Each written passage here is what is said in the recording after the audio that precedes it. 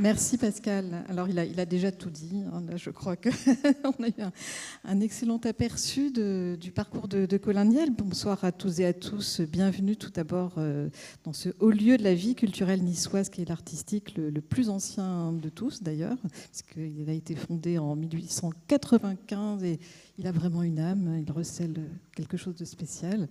Et on va partir, si nous sommes là ce soir, donc c'est parce que nous allons partir en voyage. Une petite heure durant, en compagnie, comme le soulignait fort judicieusement Pascal, de l'une des plus grandes voix du polar, du roman noir français. Donc je ne vais pas citer à nouveau tous les prix par lesquels vous avez été distingués. Et comme vous le percevez avec cette captation sonore, on va partir avec cet auteur parmi les plus doués de sa génération pour nous rendre à des milliers de kilomètres d'ici, dans un univers fascinant, foisonnant, vibrant, odorant, bruissant de mille cris et chuchotements, un monde peuplé de mythes et de légendes dont on ne revient pas toujours, Colin Niel, lorsqu'on s'y aventure, au cœur de l'une des forêts les plus riches au monde, peuplée d'animaux non parfois étranges, ibijoux, taufrines et autres guacharos des cavernes, l'Amazonie, plus précisément le parc amazonien de Guyane. Une Amazonie qui irrigue abondamment 6 de vos 8 romans, Colin Niel, depuis votre série guyanaise multiprimée, qui a débuté en 2012 avec les hamacs de carton, jusqu'à Wallace, votre tout dernier titre, paru l'année dernière aux éditions du Rouergue, comme chacun de vos livres d'ailleurs, c'est votre maison d'édition attitrée. Et vous avez conquis un large public par une œuvre que sa dimension naturaliste et son ancrage puissant dans des territoires singuliers placent tout à fait à part parmi vos contemporains. Une œuvre polymorphe qui, aux yeux de certains, vous ont inscrit dans certaines familles du roman noir, celui du polar ethnologique.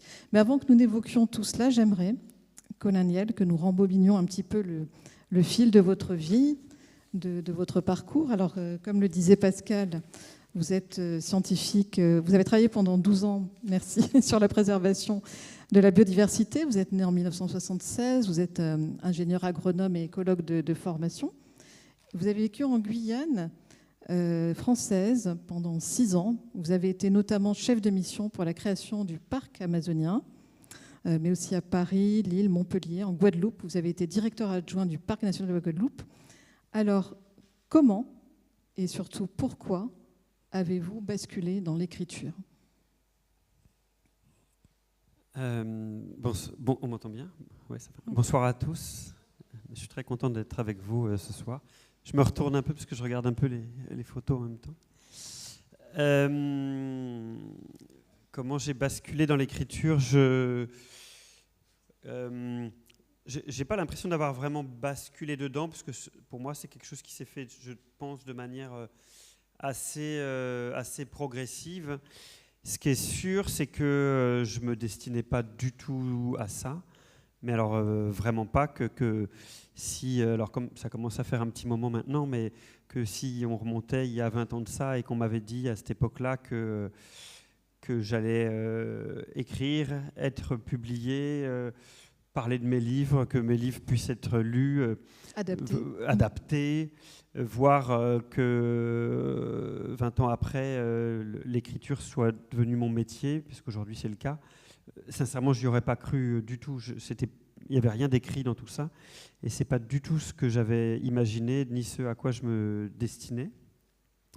Moi, j'ai fait des études scientifiques. J'ai une formation scientifique et dans ma tête, j'étais clairement un scientifique. Vous savez, en France, on est un petit peu, soit on est scientifique, soit on est littéraire, et on n'est pas censé faire de passage, et il n'est pas censé y avoir de passerelle entre les deux. Et moi, dans ma tête, c'est vraiment ce que j'étais. J'ai toujours lu, mais je n'étais pas un très grand lecteur quand j'étais jeune, adolescent par exemple. Je ne lisais jamais les livres que me faisaient lire mes professeurs de français, mais alors jamais. Je les faisais tous lire par ma grand-mère, qui était une grande passionnée de littérature. Et dès que j'avais un livre à lire, je lui disais « Mamie, tu peux lire ça ?» Et elle le faisait. Et ça, c'est authentique. Donc vraiment, j'étais très très loin de la littérature. Mais je crois que j'ai quand même toujours eu en moi une envie qui était une envie de raconter des histoires. Ça, pour le coup, je crois que c'est quelque chose qui est présent depuis longtemps, depuis toujours, très probablement. Donc l'ambition, elle était plus là, dans l'envie de raconter des choses, plus qu'une ambition vraiment littéraire, à l'époque en tout cas. Je crois que c'est quelque chose qui est en moi depuis toujours, mais que longtemps je n'ai pas fait, longtemps je n'ai pas écrit, parce que j'étais certain que j'avais rien d'intéressant à raconter, que c'était pas fait pour moi, et je voyais vraiment pas pourquoi quelqu'un pourrait avoir un intérêt à lire ce que j'aurais pu avoir envie d'écrire, quoi. Et ça a duré assez longtemps. Et je crois que la Guyane a pour moi été un déclencheur important, quoi. Les années que j'ai passées en Guyane, quand j'ai quitté la Guyane, j'ai habité à Paris pendant 2 ans. Et ce que j'avais, ma rencontre avec la Guyane était extrêmement présente. J'étais vraiment hanté par les gens que j'avais rencontrés, les lieux que j'avais vus, tout ce que j'avais vécu là-bas. Et je crois que c'est la première fois que j'ai eu l'impression d'avoir peut-être quelque chose qui méritait d'être raconté. C'est vraiment, tout est parti de là. Et donc je me suis mis à imaginer une histoire qui était l'histoire du roman qui s'appelle aujourd'hui Les hamacs de carton. Et je me suis mis à l'écrire, mais vraiment avec une ambition qui était très limitée à l'époque. J'avais envie d'essayer de raconter quelque chose. J'imaginais pas du tout, je ne savais pas si j'allais arriver au bout, je ne savais pas si j'allais être publié un jour. Voilà, tout ça était très hypothétique pour moi, quoi. Donc, et en fait, les choses ont pris beaucoup plus de place dans ma vie que ce que j'avais imaginé. Et puis j'en ai écrit un autre, et puis voilà, les choses se sont enchaînées de manière assez progressive. Et aujourd'hui, l'écriture est mon activité et mon métier, mais il n'y a aucun moment où je me suis dit tu arrêtes et tu vas devenir écrivain, quoi. Les choses se sont faites de manière assez progressive, en fait, quoi. Alors une Guyane dont on voit, elles vont nous accompagner tout au long de cette rencontre. Derrière nous, les photos qui sont extraites de ce livre que vous avez réalisé avec le photographe Carl Joseph, qui est la Guyane, la forêt du capitaine Anato, mais on y reviendra plus tard si vous le voulez bien. Et donc qui est dès le premier volet de cette série guyanaise, les hamacs de carton que vous évoquiez à l'instant, qui est vraiment une nature qui est vraiment omniprésente. C'est vraiment prégnant, donc comme on est très vite pris par un dépaysement radical. Merci.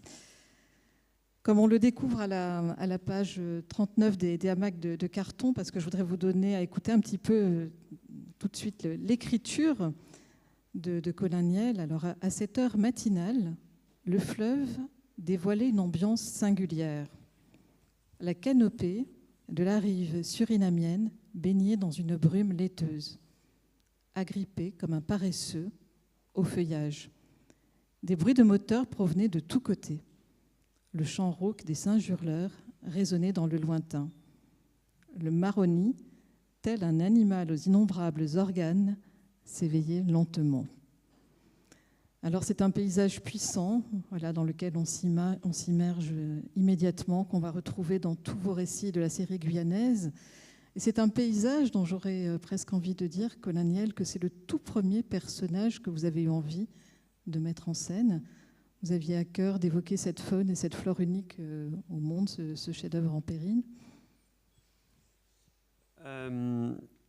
Il y avait en tout cas dans les hamacs de carton, dans mon premier roman, une vraie envie de témoigner de ce que j'avais vécu là-bas, de ce que j'avais vu de ces lieux et surtout des personnes que j'avais rencontrées. C'est vrai que la forêt est très importante dans beaucoup de mes livres. La question du rapport qu'entretiennent les humains au milieu qu'ils habitent, c'est quelque chose qui est très important pour moi. Et les lieux, les territoires, c'est vraiment des choses sur lesquelles je m'attache beaucoup. De voir comment ces lieux façonnent les hommes. Mais j'aime pas beaucoup ce terme de personnage pour la forêt, parce que ce qui m'intéresse, moi, c'est moins la forêt pour elle-même que la forêt telle qu'elle est vécue par les hommes. Et cette idée que chaque humain entretient un rapport différent au milieu qu'il habite, un rapport qui va être conditionné par par sa propre histoire, par sa culture, par son milieu social, par sa religion, enfin par ce qu'il est en fait. Et je trouve que sur la forêt amazonienne, c'est très très marquant de voir comment, selon l'expérience qu'on a de ce milieu-là, on peut percevoir cet endroit de manière extrêmement différente. Je ne sais pas si ici il y a des gens qui connaissent un peu la forêt amazonienne, mais en général, mon expérience pour en avoir souvent parlé, c'est qu'en France, pour les gens qui ne connaissent pas, on imagine ça comme un milieu extrêmement hostile. On imagine que dès qu'on met un pied dans la forêt, on a des araignées qui nous tombent sur la tête et qu'on se fait piquer par un serpent dès les premiers mètres. Mais ce qu'il faut bien comprendre, c'est que cette vision qu'on peut avoir de la forêt, c'est en fait une construction culturelle, quoi. C'est une construction qu'on s'est faite à partir des films qu'on a vus, des livres qu'on a lus, des choses qu'on nous a racontées, mais qui en fait ne correspond à aucune réalité, quoi. La forêt amazonienne n'est pas un milieu hostile, c'est pas un milieu plus hostile qu'un autre. En fait, ça dépend pour qui, ça dépend à quoi on est habitué, à quoi on a été formé. Et c'est un milieu, moi personnellement, que je trouve plutôt accueillant, en fait. L'eau est potable à peu près partout. On est en sous-bois, donc on ne va pas crever de chaud non plus, on ne va pas mourir carbonisé. Mais moi, quand j'imagine un milieu hostile, je ne pense pas à la forêt amazonienne. Je m'imagine, je ne sais pas, perdu en plein hiver sur un glacier en haute montagne sans équipement. Là, c'est quand même ça, c'est hostile, quoi. Vous voyez ce que je veux dire? Tout ça, en fait, c'est vraiment une question de référentiel, quoi. Et moi, c'est vraiment l'envie que j'avais dans ces livres, c'est de montrer comment on parle de la forêt, mais c'est valable pour d'autres territoires dont je parle. Montrer comment un même milieu peut, selon le personnage qui la traverse, devenir un endroit extrêmement angoissant, extrêmement dangereux, ou au contraire un endroit qui est extrêmement accueillant. Et je crois que c'est assez valable pour les différents personnages qu'on trouve dans mes livres. Et moi, pour avoir parcouru la forêt amazonienne, avec différents types de personnes, avec des Amérindiens, avec des militaires, avec des scientifiques, c'est fascinant de voir comment comme chaque personne va aborder ce milieu-là de manière différente, quoi. Et je vous suis reconnaissante de les évoquer justement parce que les hamacs de carton, si vous avez choisi ce titre, ça n'est pas du tout anodin. C'est parce que cela correspond à une réalité. Vous évoquez de vrais fantômes juridiques, toute une population sans existence administrative dans cet ouvrage. J'aimerais que vous nous en parliez. Oui, le point de départ des hamacs de carton, j'y parle un peu de forêt, mais pour moi c'est plus un roman social qu'un roman sur la nature, même si la forêt est toujours présente. Il est vraiment parti d'une histoire, moi, que j'ai traversée avec une amie là-bas, qui elle, elle avait vécu en Guyane toute sa vie, elle avait fait sa scolarité en Guyane, donc en France. Arrivée à sa majorité, elle s'est rendue compte, parce qu'en fait, elle s'était jamais vraiment posé la question, qu'elle n'avait pas de papier français, quoi, et qu'elle était née sur le fleuve Maroni, mais du mauvais côté du fleuve, côté Suriname. Et c'est ce qui arrive à beaucoup d'habitants du fleuve Maroni, enfin d'habitants de ce fleuve, qui pour l'administration est une frontière entre deux pays, mais en fait pour les gens qui vivent là, c'est pas une frontière, c'est un territoire à part entière, hein. Souvent ils ont leur famille d'un côté du fleuve, leur abattis de l'autre côté, ils passent d'un côté à l'autre, donc pour eux c'est pas du tout une frontière. Et j'ai trouvé ça assez terrible de voir comment cette jeune fille cette jeune femme, parce qu'elle était majeure au moment où je l'ai aidée un peu dans cette aventure-là. Voilà, toute son histoire était en France, quoi. Toute sa scolarité était en France. Tous ses frères avaient des papiers, mais elle, juste parce que ça n'avait pas été fait, elle n'en avait pas. Et obtenir ces papiers a été une aventure qu'il a emmenée pendant 1 an, 2 ans, 3 ans, juste pour réussir à avoir sa carte d'identité, quoi. Et ouais, je trouve ça assez tragique, quoi. Et assez significatif aussi de la manière dont l'administration française s'occupe des habitants de ces territoires-là, vraiment, quoi. Mais dans le récit, c'est vraiment poignant parce qu'on voit que pour se procurer un document administratif qui va être véritablement un sésame, parfois ils vont jusqu'à faire des traversées jusqu'à 6 heures à bord d'une pirogue. Et donc les hamacs de carton, ce sont ces fameux dossiers suspendus. Donc là, on a une image très, très réaliste. Et vous nous sensibilisez au fait qu'en cherchant aussi à appliquer sur le fleuve la législation française, on vient superposer parfois un système qui n'est pas vraiment adapté Pour la France, écrivez-vous, le Maroni est une seule frontière, alors que pour eux, il s'agit d'un seul territoire avec sa partie Aluku, sa partie Njuka et Paramaka. Oui, c'est-à-dire que c'est vrai que nous, on a vraiment cette vision d'un fleuve qui fait du Maroni qui fait la frontière entre la Guyane et le Suriname, et puis de l'autre côté du fleuve Oyapock qui fait la frontière avec le Brésil. Mais pour les gens qui habitent là, c'est vraiment pas une frontière, c'est un territoire avec des habitants qui se répartissent sur le long du fleuve. On a différentes populations amérindiennes, différentes populations noires-marrons, chacun sa zone, enfin bon, même s'il y a des mélanges, mais leur vision n'est pas du tout la même que celle de l'administration française, ça c'est certain, quoi. Et les noirs-marrons, alors justement, parce que ça n'est peut-être pas évident pour tout le monde ici, mais est-ce que vous pourriez, parce que ça c'est quand même très important dans toute votre série guyanaise et pas que, est-ce que vous pourriez nous rappeler cette réalité historique ? Oui, ce qu'on appelle les noirs-marrons en Guyane, c'est les descendants en fait d'anciens esclaves du Suriname, de la Guyane hollandaise, qui se sont enfuis des plantations et qui ont été reconnus comme peuple libre et indépendant, pour certains un siècle avant l'abolition de l'esclavage, et donc qui ont constitué des peuples égrenés sur le fleuve Maroni, mais aussi sur des fleuves au Suriname, avec chacun leur culture. Enfin voilà, c'est des peuples qui ont une identité très propre, avec des cultures, des musiques, une langue, voire même plusieurs langues, et qui aujourd'hui font partie aussi de la société guyanaise, parce qu'on les retrouve dans les villes. Enfin voilà, maintenant ils font vraiment partie de la société en Guyane, quoi, même s'ils sont clairement minoritaires en nombre, quoi. Oui, et puis il y a un personnage, alors évidemment, qui incarne par excellence, qui est un Njuka, qui est évidemment ce noir de peau aux yeux jaunes, ce négropolitain étonnant, le capitaine de gendarmerie, André Anato, dont j'aimerais que vous nous parliez maintenant. Oui, alors c'est marrant de parler de ça, parce que tous ces romans commencent à remonter un petit peu pour moi. Mais le capitaine Anato, c'est vraiment le premier personnage que j'ai imaginé dans mes romans. Donc tout ça remonte à 2008-2009, quand j'ai commencé à écrire Les hamacs de carton.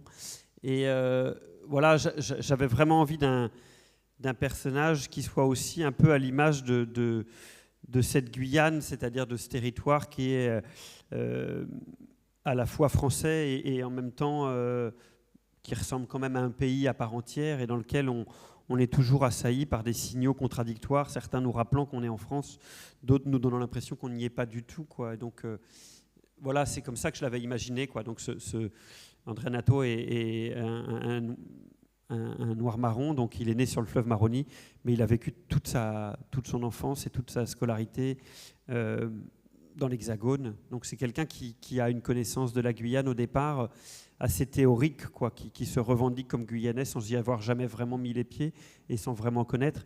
Et j'avais vraiment conçu ce roman, Les hamacs de carton, comme avec cette idée que le lecteur découvre le territoire de la Guyane en même temps que ce capitaine de gendarmerie découvre son propre territoire de naissance, quoi. C'est vraiment ça que je voulais faire. Ouais. Et c'est vrai qu'il est constamment en proie. Il y a un mystère qui est lié à ses origines. Il est dans une quête perpétuelle d'identité. Et si vous le permettez, Colin, je voudrais que dans le livre, donc Ce qui reste en forêt, il y a, je trouve, un passage qui illustre assez bien la chose. Et ça passe donc par son lieu d'habitation, le minuscule 2 pièces, illustre le dilemme des Anato. Écartelés entre des racines noires-marron, de plus en plus lointaines, et le quotidien de la vie en banlieue. Accrochés sur le papier peint gondolé, posés sur les meubles branlants, partout s'accumulent les objets aux formes et couleurs du Tembé.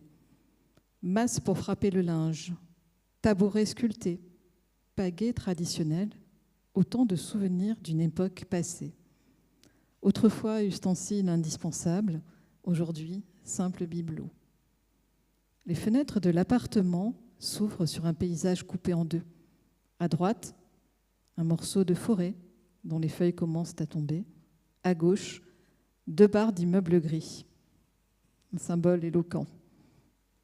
Donc là, on ne peut pas faire plus évocateur comme... Oui, mais je crois que c'est aussi ce qu'ont vécu beaucoup de familles guyanaises ou antillaises qui sont venues vivre dans l'Hexagone, quoi. C'est cette difficulté de composer avec sa propre histoire et la France dont on fait partie, dont on est un citoyen, mais dont on n'a pas forcément tous les codes, quoi.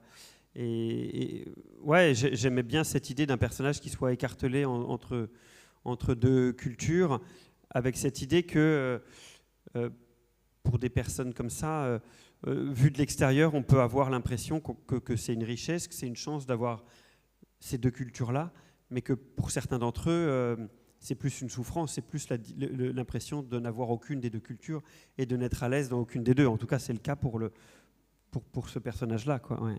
Même s'il suscite beaucoup, alors il émane de lui une séduction assez irrésistible. Il y a une certaine sensualité d'ailleurs, par moments, qui émane des aventures du capitaine Anato, avec ses yeux jaunes, ce regard si singulier qui est le sien. Donc il a un côté envoûtant. Il suscite aussi parfois des jalousies de la part des hommes, même par rapport au fait qu'ils soient noir-marron, qu'il appartienne à cette communauté Junka. Et puis, il y a aussi une autre thématique que j'aimerais qu'on évoque. Alors, c'est dans ce qu'il reste en forêt, au travers du parcours d'un orpailleur prénommé Felipe. Est-ce que vous pourriez nous parler aussi de cette thématique déjà, nous rappeler le propos de ce qu'il reste en forêt. Alors, Ce qui reste en forêt, c'était mon deuxième roman. Je pense que c'est un des seuls romans dans lequel, effectivement, on est plongé dans un monde que moi, j'ai beaucoup côtoyé, qui est le monde de l'écologie, de la recherche scientifique, puisque l'histoire commence dans une station scientifique isolée au milieu de la forêt amazonienne, qui est très inspirée de la station scientifique des Nouragues, qui est un camp du CNRS très, très connu en Guyane. Et c'est un livre qui tourne beaucoup autour des conflits sur la forêt, entre la protection de cette forêt et ces scientifiques qui l'étudient, et l'existence à proximité de camps d'orpaillage clandestins, donc de personnes qui viennent exploiter l'or de la Guyane de manière totalement illégale, qui est clairement un des principaux fléaux qui pèsent sur la forêt de Guyane en tout cas. Et auquel moi-même j'ai été confronté quand je travaillais en Guyane, et contre lequel clairement les autorités françaises sont totalement démunies, quoi. Je veux dire, c'est une lutte permanente pour essayer d'éradiquer ce fléau sans jamais y arriver, quoi. La quantité de camps d'orpaillage sur le territoire de la Guyane fluctue en fonction du cours de l'or. Plus le cours de l'or est haut, plus on va avoir d'activité d'orpaillage, puis à un moment ça redescend un peu, mais c'est clairement une lutte sans fin, quoi. Oui, puis il y a eu toute cette polémique. Bon, on va passer rapidement dessus parce que je crois que c'est plus tout à fait d'actualité. C'était le projet de la dit Montagne d'Or, puisque vous aviez fait signer un texte à ce sujet à l'une de vos héroïnes. Dans l'Obs. Enfin, rapidement, est-ce qu'on peut parler de ce dont il s'agit et ce qu'il en est aujourd'hui aussi? Alors, je ne sais pas très bien ce qu'il en est aujourd'hui, mais là, on parle de deux choses différentes. Le camp de Montagne d'Or, on était vraiment sur une mine de niveau industriel qui devait être autorisée. On parle vraiment là d'exploitation minière industrielle et légale, et qui a été finalement abandonnée suite à une très forte mobilisation, en particulier de la population de Guyane, quoi. Donc le projet est officiellement abandonné aujourd'hui, mais il y a régulièrement d'autres projets de mines d'or qui sont imaginés et proposés, et c'est une lutte permanente, quoi. Et puis dans Obia, qui a été salué par une dizaine de prix littéraires, qui vous a permis d'acquérir un véritable renom. Donc là, c'est un livre dont l'histoire se situe à Saint-Laurent-du-Maroni, cette région frontalière avec le Suriname, et c'est un lieu d'échange et de trafic, de passage et de crimes, où la récente guerre civile dans le pays voisin reste vivace. Alors là, j'aimerais que vous nous en parliez également, parce que là, il y est question de mules. beaucoup de leurs conditions et puis donc de tous les moyens auxquels elles peuvent avoir recours. Parfois, c'est quand même assez hallucinant ce qui s'y passe. Oui, là, on parle de ce qu'il y a de moins reluisant en Guyane. Il y a aussi de belles choses, heureusement, quoi. Mais c'est vrai que la Guyane est devenue aujourd'hui un des points de départ de la cocaïne vers l'Europe principaux, quoi. Pour plein de raisons. Voilà, c'est le seul territoire européen en Amérique du Sud. Il est entouré, et il est notamment à proximité du Suriname, qui est pas loin d'être un narco-État, dont le président a été condamné pour trafic de cocaïne. Voilà, donc il y a clairement beaucoup de cocaïne qui parle de la Guyane vers l'Europe et qui est une source de revenus pour des gros trafiquants, mais aussi pour toute une partie de la population guyanaise de Saint-Laurent-du-Maroni, de jeunes qui se retrouvent embarqués pour faire passer de la cocaïne à travers les trajets de Cayenne vers Paris, avec toutes les possibilités de faire passer de la cocaïne imaginée, une grande partie ingérée sous forme d'ovules dans le corps, mais il y a aussi plein d'autres choses, dans des valises, dans des fauteuils roulants, dans des fruits, enfin tout a été inventé, quoi. Dans des disques durs d'ordinateur. Oui.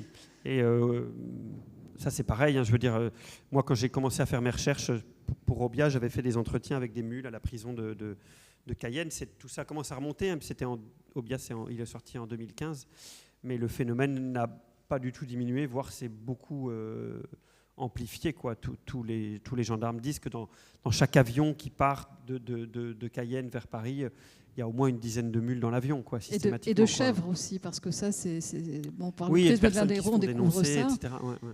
Et qui malheureusement sont encore plus victimes que les victimes que sont déjà les mules. Et j'aimerais à ce moment de notre rencontre, que vous nous expliquiez un petit peu la façon dont vous procédez quel est votre processus d'écriture, parce qu'on voit au travers de vos écrits et des remerciements qui accompagnent aussi tous vos livres, à quel point vous documentez, vous allez sur le terrain, vous amassez énormément d'informations. Racontez-nous un petit peu comment vous procédez. C'est très variable d'un livre à l'autre.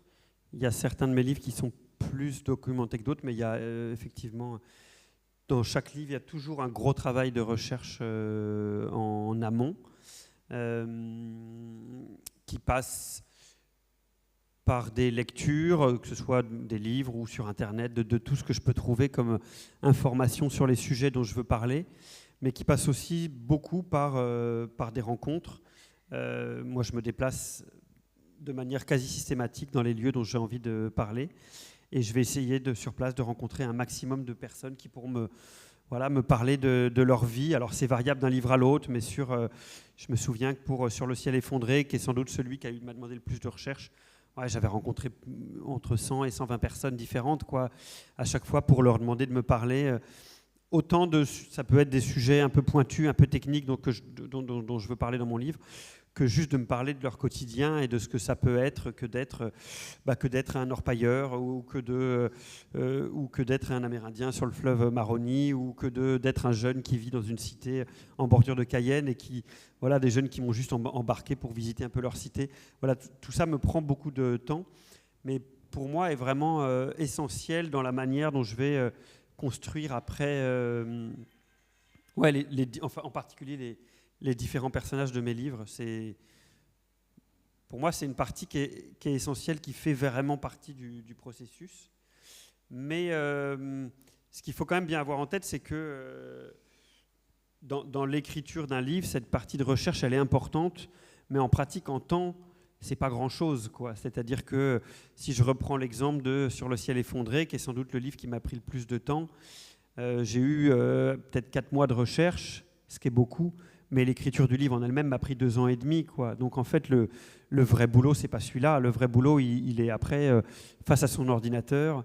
Le vrai travail, c'est créer les personnages, c'est trouver la manière d'écrire, c'est trouver l'histoire qu'on veut raconter, c'est le travail sur le rythme. C'est vraiment ça le gros boulot qui va me prendre le plus de temps, en fait, quoi.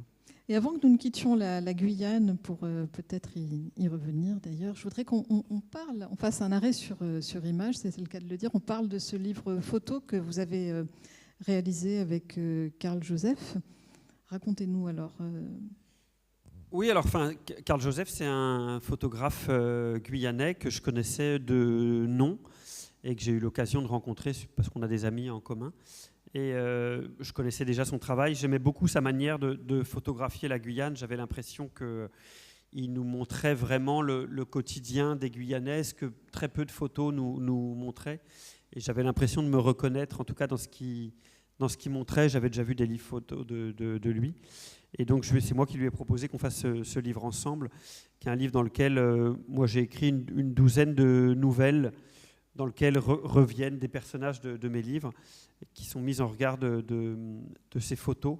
Donc on trouve le capitaine Anato, bien sûr. Ouais, qui, moi, me parle vraiment beaucoup. Bon, là, on voit, là, on est très probablement dans un quartier brésilien à proximité de Cayenne. Je ne sais pas exactement où a été prise la photo, mais c'est clairement des ambiances qu'on retrouve, qu'on retrouve en Guyane, ou à Maripasoula, peut-être. Je ne sais pas exactement d'où vient la photo. Mais... ouais, j'aime vraiment sa manière de montrer ce territoire où on a une vision qui est pas fantasmée. Là, c'est un des quartiers qui a beaucoup inspiré le quartier dans lequel se déroule mon roman Darwin en particulier. Le Carbet, ouais. Voilà, dans ce qu'on appelle ces maisons qu'on appelle des petits carbets. Je pense que cette photo a dû être prise à un quartier qui s'appelle Troubiran, qui est un quartier à proximité de Cayenne, très majoritairement habité par des populations en situation irrégulière. Bon, là, on est sur de la forêt, avec un grand fromager, je pense. On entend peut-être l'oiseau sentinelle qui revient souvent, d'ailleurs. Oui, c'est ça, ouais, qu'on pourrait tout à fait entendre dans un décor comme celui-là. Ouais. Et alors, ce qui est incroyable, c'est qu'alors, à votre retour en métropole, vous vivez d'ailleurs désormais à Marseille. Et ça coïncide avec le glissement de votre écriture vers d'autres territoires, les Pyrénées, l'Atlas marocain, et puis avec Seules les bêtes, paru en 2017. Là, vous avez aussi assuré un changement complet de perspective. Alors, pourquoi d'abord ce changement-là ? Vous aviez envie de vous éloigner ? En fait, il y a donc, comme je le disais tout à l'heure, il y a dans la manière dont j'ai composé les différents livres que j'ai écrits aujourd'hui, il n'y a jamais rien eu de vraiment calculé. Hein. Un livre, c'est quoi au départ ? C'est juste une envie qu'on a à un moment de parler d'un sujet qui nous parle beaucoup.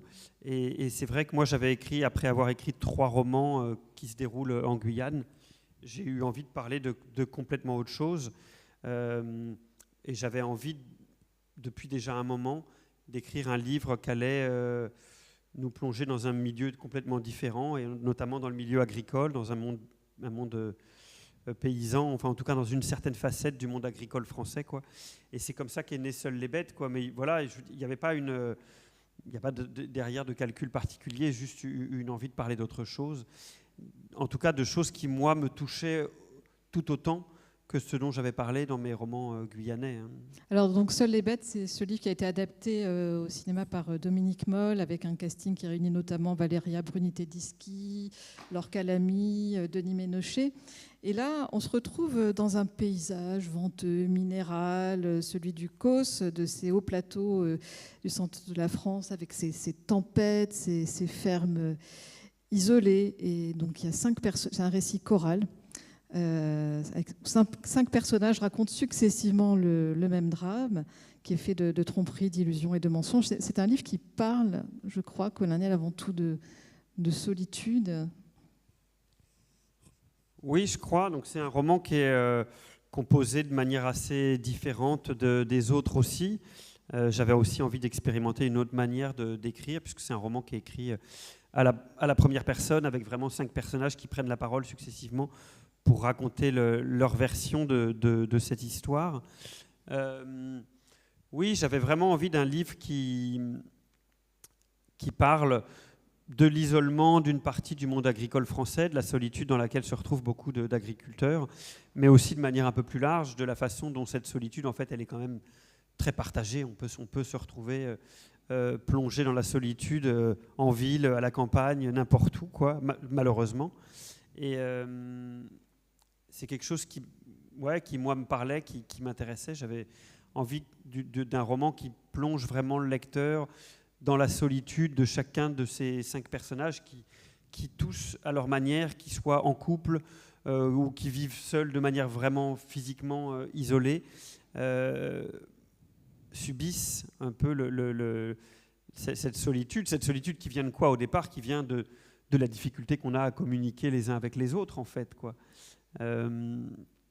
J'ai vraiment l'impression, quoi, parce que on me dit parfois que cette question de la solitude, elle revient aussi dans beaucoup d'autres de mes livres, que en fait, c'est la source au départ de tous les drames, quoi. Toutes les tragédies, elles partent de là, elles partent de l'incompréhension, elles partent de la difficulté qu'on a à communiquer les uns avec les autres, et c'est toujours de là que partent les tragédies, quoi, dans le fait que on a cette impression les uns les autres qu'on parle la même langue, alors que parfois on parle des langues qui sont extrêmement différentes et qu'on ne sait pas du tout ce qui se passe dans la tête de l'autre, même si c'est notre conjoint, même si c'est celui avec lequel on dort toutes les nuits, quoi. Donc je crois que c'était vraiment de ça que je voulais parler dans Seules les bêtes. Ouais. Et une solitude qui va de pair, paradoxalement, avec le développement de la communication numérique. Oui, je ne sais pas si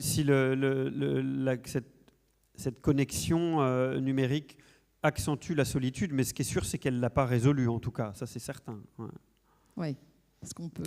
Et qu'on peut effectivement avoir des milliers d'amis sur les réseaux sociaux et être très très seul au quotidien, ça c'est une évidence. Ouais.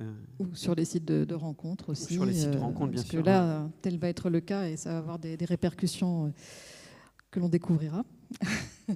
Et puis, donc entre fauves, alors changement encore radical de décor. Là, on va partir en Namibie, et entre les Pyrénées et la Namibie. Bon, on fait un sacré grand écart. Racontez-nous alors ce titre encore, Entre fauves, est à tiroir. Oui, alors Entre fauves, c'était vraiment autre chose, quoi. C'était un roman dans lequel j'avais vraiment envie de parler de notre rapport à la grande faune, quoi, aux grands mammifères avec lesquels on vit de moins en moins, les grands mammifères sauvages en tout cas. Peut-être d'aborder des questions de cohabitation entre l'homme et la nature de manière un peu plus directe que ce que j'avais fait dans tous mes livres précédents. Le point de départ d'Entre fauves, c'est une histoire vraie, hein, à l'époque où il y avait eu au Zimbabwe un riche dentiste américain qui avait tué un lion qui s'appelait Cécile, qui était un lion qui était très très emblématique du Zimbabwe, et qu'il avait tué en plus dans des conditions qui étaient assez tragiques apparemment.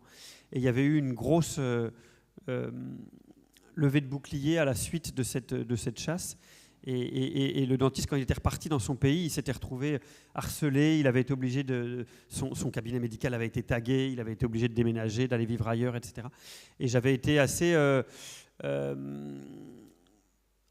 cette histoire m'avait fait me poser beaucoup de questions, autant sur la chasse de ce lion, que j'arrivais pas à comprendre, l'idée qu'on puisse avoir envie d'aller chasser un lion en Afrique, que par ce qu'arrivait à ce dentiste derrière, pour lequel j'avais absolument aucune sympathie, voire de l'antipathie, mais qui me faisait me dire, mais en fait, en quoi le fait d'aller taguer son cabinet sert vraiment à la protection de la faune en Afrique. Voilà, tout ça me tournait beaucoup dans la tête, et c'est de là qu'est parti ce roman qui est en fait l'histoire d'une double chasse, quoi, l'histoire d'une chasse, la chasse d'un lion et de la chasse d'une chasseuse qui a chassé le lion. Voilà, j'avais envie d'une forme de mise en abîme autour de la chasse, de ce qui nous anime quand on traque un animal ou quand on traque une personne aujourd'hui, et savoir à quels instincts ça faisait appel, qu'est-ce que ça allait chercher en nous, quoi.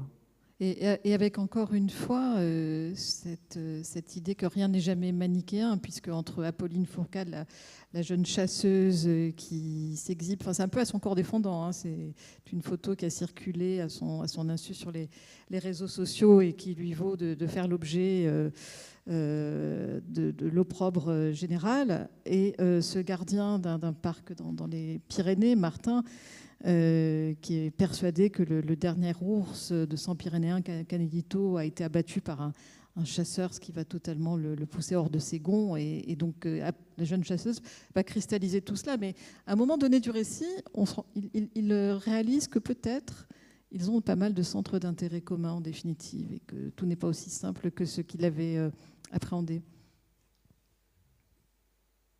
Oui, enfin, je crois que c'est quelque chose que, un peu dans tous mes romans qui, moi, m'intéresse, c'est d'essayer de travailler avec des personnages qui sont humains, c'est-à-dire que la notion de bien et de mal, de gentil et de méchant, je pense, n'a pas vraiment d'existence réelle, sauf dans des cas vraiment extrêmes. Mais en tout cas, moi, dans les histoires que je raconte, c'est pas ça qui m'intéresse.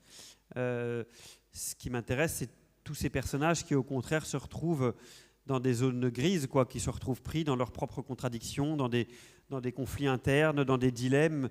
C'est vraiment ça qui m'intéresse en permanence. Et je crois que c'est valable pour ces deux personnages où on a quelque chose peut-être d'assez criant, parce qu'on parle de cette question de la chasse, où on a l'habitude d'imaginer des gens qui sont pour ou des gens qui sont contre. Mais je crois qu'on retrouve ça dans d'autres de mes livres. Cette idée que tous les personnages que je mets en scène, même si au départ, quand je les imagine, ils n'ont pas du tout ma sympathie, j'essaye en permanence, en tout cas, de voir la part d'humanité qu'il y a en eux, quoi. Moi, c'est vraiment ça que je cherche, en tout cas, dans la création d'un personnage. Ouais. Alors maintenant, on va en arriver à Darwin, avec un E, de ce petit garçon de 10 ans, légèrement handicapé, vous allez nous expliquer pourquoi, qui vit dans un bidonville, un peu comme ceux qu'on a vus sur les photos de Karl Joseph, dans un carbet, avec sa mère, et toute une succession de beaux-pères de passage. Et, alors, racontez-nous un petit peu la jeunesse de ce récit, et puis qui est Darwin réellement et symboliquement. Alors, quand j'ai commencé à écrire ce roman, j'avais envie d'un roman qui parle de l'enfance et qui parle de relations des enfants à leurs parents, à leur mère en particulier. Donc, c'est un roman qui, je crois, tourne autour beaucoup de la maternité, de la relation entre les enfants et leur mère, avec deux figures maternelles importantes dans le livre. Mais le point de départ du livre, ce qui a été vraiment à l'origine, c'est un mythe très connu en Guyane qu'on appelle le maskilili.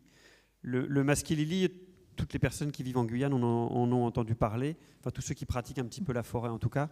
On dit que le maskilili, c'est une créature qui vit dans la forêt qui aurait l'apparence d'un enfant ou d'un être de petite taille, qui aurait cette particularité physique d'avoir les pieds à l'envers, les pieds tournés vers l'arrière du corps. Et on dit que toute personne qui croise la route de Maskilili a la peur, a cette peur-là, parce que le Maskilili aime s'amuser à perdre les gens dans la forêt, c'est-à-dire à les emmener toujours plus profondément dans la forêt quand on suit ses traces dans la boue.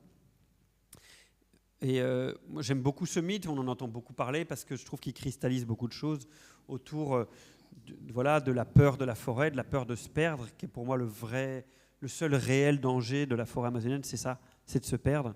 Et aussi parce que je trouve qu'il nous parle de l'enfance, quoi, et de la relation que les enfants peuvent entretenir à cette forêt-là, quoi. Et donc c'est comme ça qu'est né ce personnage de Darwin, qui est inspiré de manière quand même très lointaine. J'ai pris beaucoup de liberté moi-même avec ce mythe, mais en tout cas très librement inspiré de ce mythe, et d'un enfant qui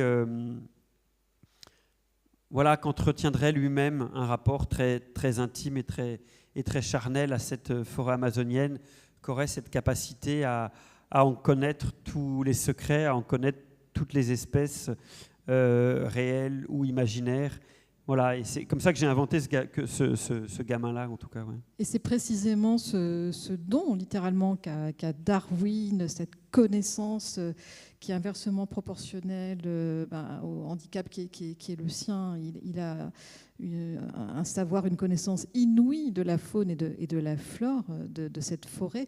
Et c'est ce qui va éblouir Mathurine. C'est cette éducatrice que l'on va retrouver puisque c'est un diptyque, on peut le dire, dans Wallace, dont j'aimerais à présent, Colaniel, que vous nous lisiez un extrait. Ah oui, on avait dit ça. On avait dit ça. J'avais oublié.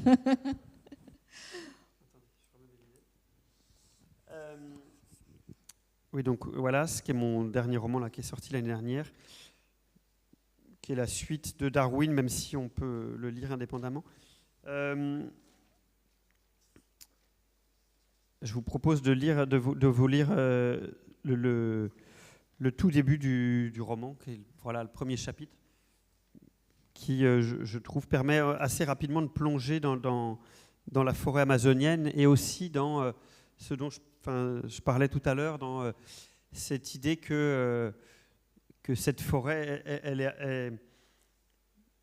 elle n'existe qu'à travers, en tout cas dans mes livres, qu'à travers le regard des personnages qui la traversent. Et là, on est avec un personnage qui s'appelle Tiburce, qui a un rapport, lui, très particulier à la forêt. Bon, j'y vais. Beaucoup n'auraient rien vu. Beaucoup auraient foulé cet humus-là sans marquer la moindre pause, pressés de retrouver la ville avant que n'arrive la nuit. Mais pas Tiburce, qui, fusil en bandoulière et machette en main droite, s'accroupit au-dessus des feuilles et lit le sol brun comme un registre éphémère. Un ouvrage où, dans une écriture d'avant l'écriture, seraient consignés les plus récents mouvements des faunes. Tiburce, il dirait que c'est un truc que toutes les choses vivantes ont en commun, le fait de semer des signes, de léguer des traces à qui saura les déchiffrer.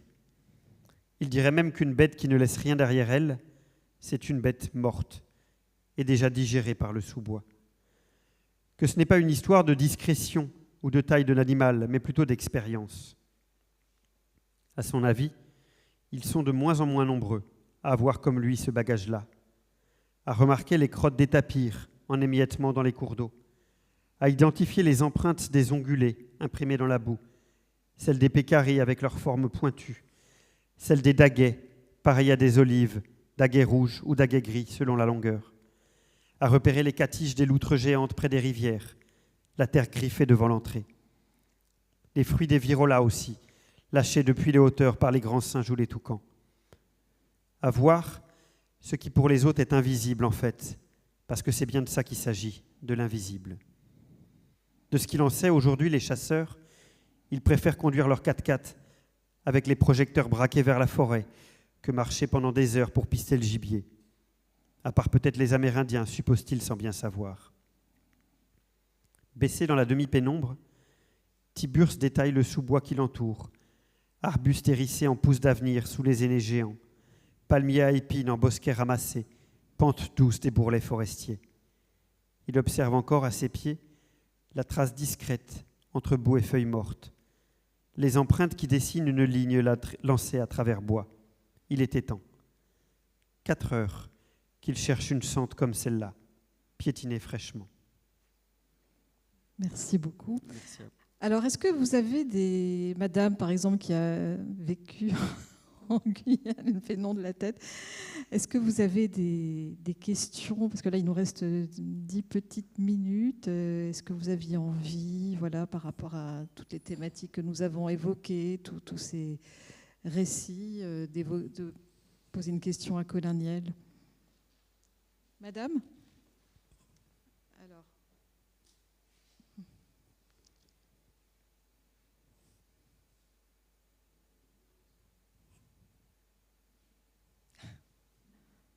Sinon, je peux lui prêter le mien. Merci. Bonsoir et merci pour tous ces voyages, ces allers-retours entre divers continents aussi, finalement. Moi, ce qui me frappe dans vos livres, c'est justement ce rapport à l'autre, au différent. Oui. Par exemple, bon, pour les livres dont Anato est le héros, on va dire, voilà ce descendant de Noir-Marron qui a été élevé à la française, on va dire française hexagonale, qui se retrouve dans un monde qu'il croit peut-être connaître un peu de par ses origines, mais qu'il va découvrir finalement complètement. Un monde qui est aussi très divers en lui-même, puisque dans ces romans-là, eh bien, on a un peu tout le panel de population guyanaise qui elle-même est d'origine différente, quoi, hein. Et ensuite, bon, moi, dans les deux romans qui se passent en partie en France, ce qui me frappe, c'est que il n'y a pas que la France, quoi. C'est toujours la France, c'est la France dans ces deux-là, puisque Pyrénées, Massif central, mais l'Afrique, et voilà, on est toujours dans un rapport différent à l'autre, au lointain en même temps. Et ça, je trouve que c'est intéressant. Aucun de vos livres n'est purement hexagonal, par exemple. Je ne sais pas si vous pourriez en écrire un, mais bon, c'est une question qu'on peut se poser. Et puis, il y a aussi ce rapport à l'autre qui est la nature. Parce que vous avez beau dire que ce n'est pas un personnage, c'est vrai, c'est pas un personnage, et c'est le regard de ceux qui la traversent, comme vous dites, qui nous l'a fait voir, fait découvrir. Mais en même temps, bon, c'est notre autre à tous, la nature. Enfin, on est tous tributaires de cette nature. D'ailleurs, on ne sait pas ce que tout ça va pouvoir devenir dans le futur. Alors, comment est-ce que vous envisagez ces autres Enfin, je ne sais pas si vous comprenez ma question. Bon. Alors, la question, pas forcément, mais je comprends très bien ce que vous dites. Oui, mais voilà, quoi. On dirait que vous êtes toujours projeté vers l'autre, les autres, le différent. Moi, c'est ce que je vois comme un peu fil de vos différents livres, quoi. Oui, enfin, non, enfin, en tout cas, ce que vous dites, en tout cas, me parle beaucoup. C'est-à-dire que je crois que, en tout cas, moi, la manière dont je conçois la littérature, que ce soit quand j'en lis ou quand j'en écris, ce n'est que ça, quoi. Ce n'est qu'une façon d'aller vers l'autre. La seule chose qui m'intéresse dans l'écriture, c'est ça, c'est expérimenter d'autres façons de voir le monde que la mienne. J'essaye jamais de me mettre en scène dans mes livres. Mon regard sur le monde, mes idées, qu'elles soient politiques, culturelles, religieuses, ne m'intéressent pas du tout. Ce qui m'intéresse, c'est au contraire d'essayer de comprendre d'autres manières d'envisager, que ce soit la nature ou le rapport à la famille ou autre. Donc, oui, c'est ce que je recherche, et c'est vrai que systématiquement, dans mes livres, j'essaye de faire se confronter des mondes qui n'auraient, à mon sens, n'auraient pas dû se confronter, que ce soit pour des raisons géographiques ou sociales ou culturelles. C'est vrai que j'ai jamais écrit de livre strictement hexagonal. Ça ne veut pas dire que je le ferai pas un jour, mais ce qui m'intéresse, c'est toujours ça, quoi. C'est qu'est-ce qui se passe à la rencontre de mondes que tout semble opposer. Ça peut être, voilà, de manière géographique, et Internet permet ça aussi, de voir comment voilà, un personnage dans le Massif central se retrouve en contact avec un personnage en Afrique ou en Côte d'Ivoire ou autre. Mais ça peut être pour d'autres raisons. En Guyane, ça peut être la manière dont les jeunes Amérindiens du Haut-Maroni se retrouvent à faire leur scolarité à Cayenne. C'est aussi une rencontre culturelle qui est difficile et parfois très violente, même si les distances sont moins grandes qu'entre le Massif central et la Côte d'Ivoire. Mais je crois que vraiment c'est ça qui m'intéresse dans l'écriture. Comme je le disais tout à l'heure, pour moi le point de départ des histoires, c'est celui-là, quoi. C'est la difficulté qu'ont les humains à se comprendre les uns les autres à cause des barrières qui nous séparent, que ce soit des barrières culturelles, religieuses ou tout simplement de milieu social, quoi. Alors, Madame.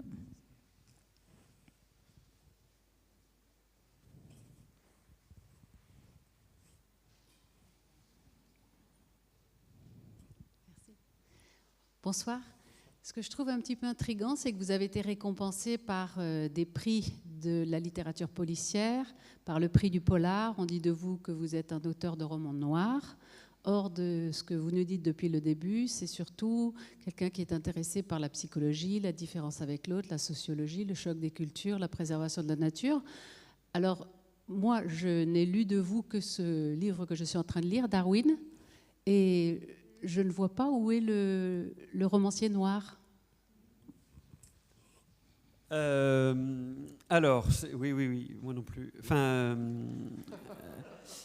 non, mais je veux dire, cette question des genres et de la manière dont on classe les livres, il faut être réaliste, c'est quelque chose d'un petit peu artificiel. C'est-à-dire que quand j'ai écrit mes premiers romans, je pense que mes premiers romans sont de manière assez évidente des romans policiers, voilà, dans lesquels on a une enquête avec un enquêteur de la gendarmerie. Donc je pense que la manière de classer ces livres dans le genre policier était assez évident à l'époque.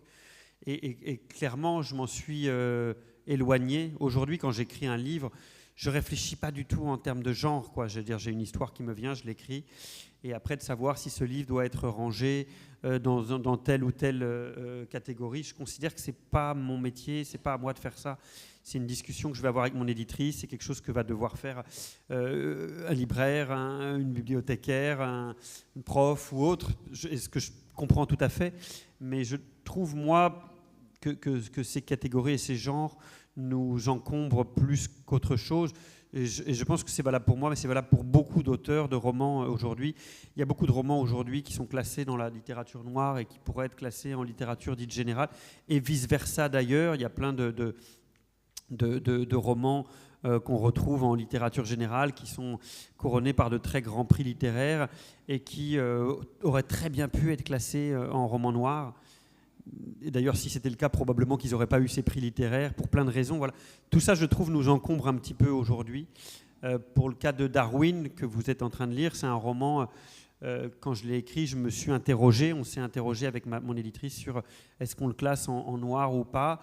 Voilà, il se trouve que comme mes lecteurs me connaissaient en roman noir, on l'a mis là-dedans. À vrai dire, c'est plus un calcul, j'allais dire, commercial qu'autre chose, quoi. La vraie question, parce que moi, la seule question que je me pose quand je sors un livre, c'est j'ai envie qu'il soit lu, mes livres, quoi. Comment toucher plus de lecteurs, c'est la seule question qu'on se pose.